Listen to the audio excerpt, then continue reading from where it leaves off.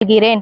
என் பெயர் மிதுர்ஷிகா. நான் 7ஆம் வகுப்பு படிக்கிறேன். அன்னிக்கரில்லா பெருந்தலைவர், படிக்காத மேதை, கல்விக்கண் திறந்தவர், தென்னாட்டு காந்தி, தமிழகத்தில் பொற்கால ஆட்சியை நடத்தி காட்டியவருமான கர்ம வீரர் காமராஜர் அவர்களை பற்றி பேசப் போகின்றேன். காமராஜர் அவர்கள் 1903ஆம் ஆண்டு ஜூலை மாதம் 15ஆம் தேதி விருதுநகரில் பிறந்தார். இவருடைய தந்தையின் பெயர் குமாரசாமி, தாயார் சிவகாமி அம்மையார். இளம் வயதிலேயே காமராஜர் அவர்கள் தந்தையை இழந்து விட்டார். தந்தையை இழந்த பின்பு குடும்ப சூழ்நிலை காரணமாக தனது மாமாவின் துணிக்கடையில் வேலை செய்தார். செய்தித்தாள்களை படித்தும் தலைவர்களின் சொற்பொழிவுகளை கேட்டும் அரசியல் அறிவியும் நாட்டுப்பற்றி வளர்த்துக் கொண்டார்.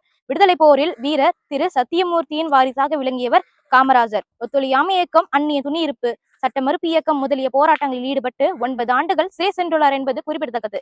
தமிழகத்தின் முதல்வராக 1954இல் பொறுப்பேற்றார். கட்டாய கல்வி, இலவச கல்வி, இலவச மதிய உணவு திட்டம் என பல திட்டங்களை உருவாக்கி ஏழை மக்களின் கல்வியில் முன்னேற்றத்தினை ஏற்படுத்தியதால் கல்விக்கண் திறந்த காமராஜர் என்று அழைக்கப்படுகிறார். நீர்ப்பாசன திட்டங்கள், அணைக்கட்டுகள், மின்துறை சாதனைகள், தொழில் வளர்ச்சி என காமராஜரின் ஆட்சியில் அசத்தல் திட்டங்களால் வளமானது நாடு. இதனாலேயே காமராஜர் ஆட்சி செய்த காலத்தை தமிழகத்தின் பொற்காலம் என்று அழைக்கப்படுகிறது.